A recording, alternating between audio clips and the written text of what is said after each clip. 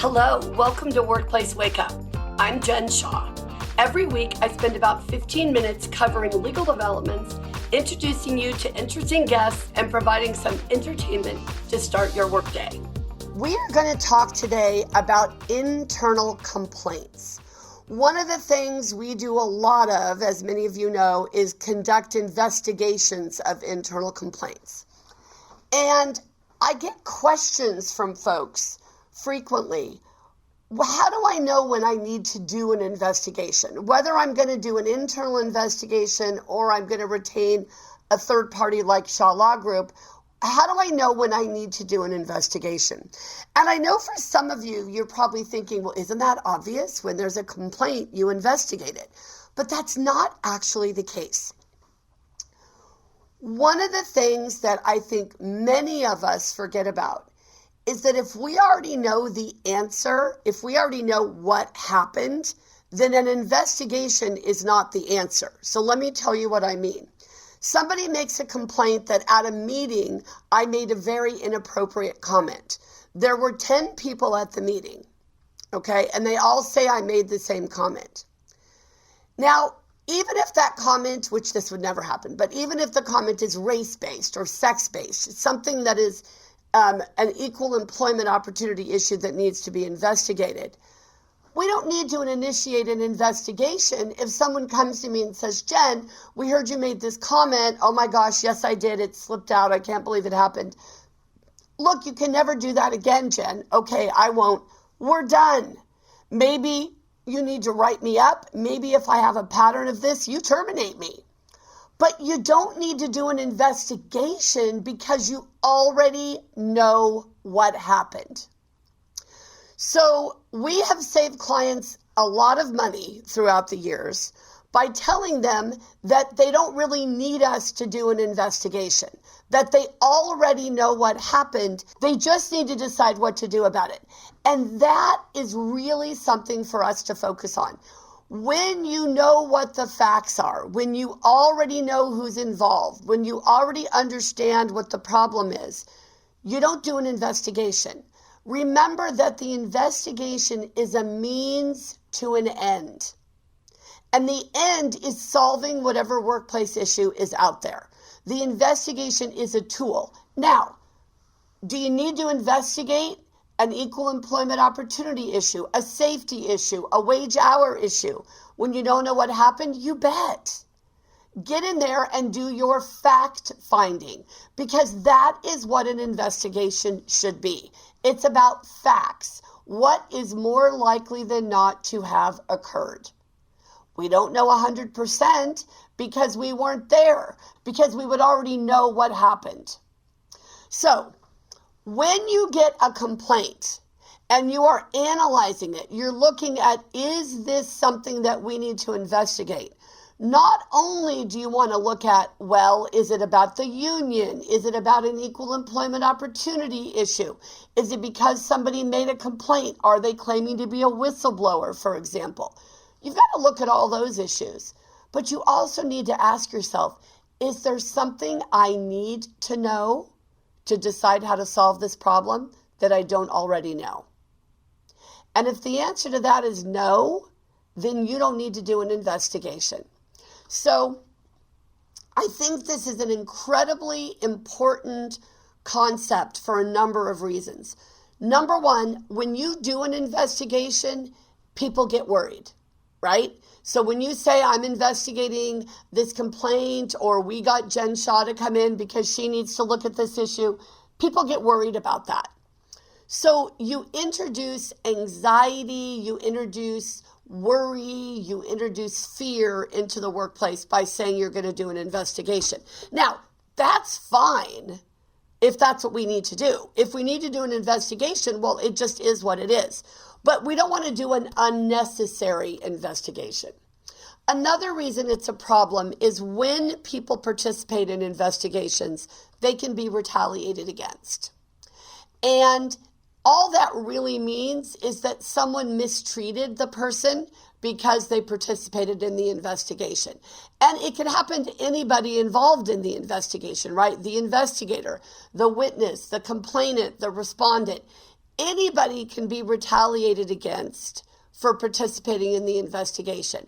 And I know for some of you, you might be thinking, well, how would a respondent be retaliated against? Well, what if I'm a respondent who didn't do anything wrong? And I've been named in this complaint. And because I've been named in the complaint, even though I've been absolved of wrongdoing at the end of the investigation, my manager won't consider me for a promotion because she thinks that there needs to be more time to pass so people will forget about the investigation. That's retaliation. You are treating me differently because I was named as a respondent in this complaint. So, retaliation is a big concern for everybody involved. And if you don't do the investigation, then that part of retaliation isn't going to be a concern. The other reason you don't want to do an unnecessary investigation is because it takes time and energy and resources. And if you're anything like we are here at Shaw Law Group, we are stretched thin. We have a lot of work to do. We have great people on our team, but we're not sitting around eating bonbons. Okay, so we don't have time to do things that are unnecessary. This is one reason when we send out our bills every month, almost every month the client will call me and say, I don't know if you billed all of your time because it seems like it should have taken you guys longer than this. And I always tell them, we're quick. We want to be quick. We want to get it right. So if we need to take time, we will. But a lot of the things that we get are things that we can answer off the top of our head, or we can send a document and give them a template so the client can do what they need to do. We don't need to bilk the time that we're spending. We're too busy. So we don't need to stretch it out. We can be super efficient and super quick because we're really full, right? We've got a lot going on. That's the case with just about every HR professional, EEO professional, personnel manager, employment lawyer, in-house, out-house that I know, right?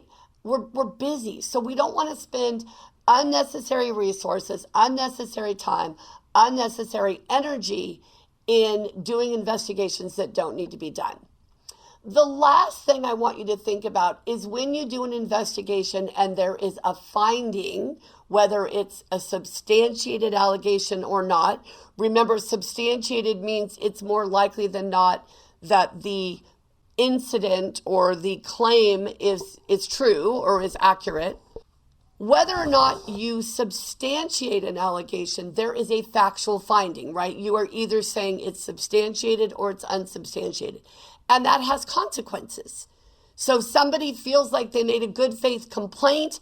They believed in their heart all the way down to their toes that somebody did something wrong. Now you tell them that the investigation is over and there was no substantiation of their concern.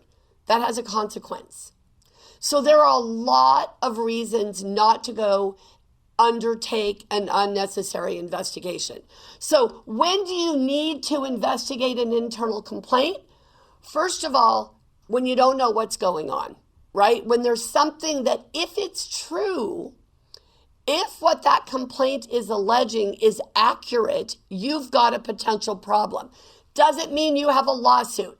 It doesn't have to be only equal employment opportunity related, right? Harassment, discrimination, retaliation. Yes, we are legally bound to investigate those kinds of claims. But if we're a good employer, we want to make sure our culture is positive and appropriate. We're going to investigate any issue that comes out that we want to get to the bottom of, right? It might be about somebody clocking in on our time clock and then sitting down for an hour and not working.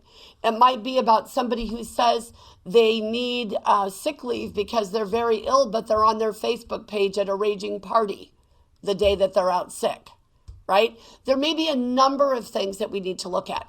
Now, there are rules, of course, about how to do investigations. We teach a 3-day, very intensive workshop on how to do investigations, how to write reports, etc. There are rules. There are things you have to follow. And you always have to make sure that your investigations are done in good faith, that you've spent the time necessary to interview the relevant people, look at the relevant documents, and reach a conclusion that what you think more likely than not happened. Remember, we're very rarely going to know for sure unless we've got it on video. Okay? So when you're looking at how to do the investigations, there are parameters, there are bumpers, there are practices, there are skills that you should be using, there are things that make sense for you to do. But you got to make the right decision initially in terms of whether that investigation is necessary. And this is why I think it's so important, whether you're a very small workplace with just one person who handles HR, maybe they're also the ops manager or the manager of the retail store, whatever it might be. You want to have a process. When you first receive the complaint, you look at it.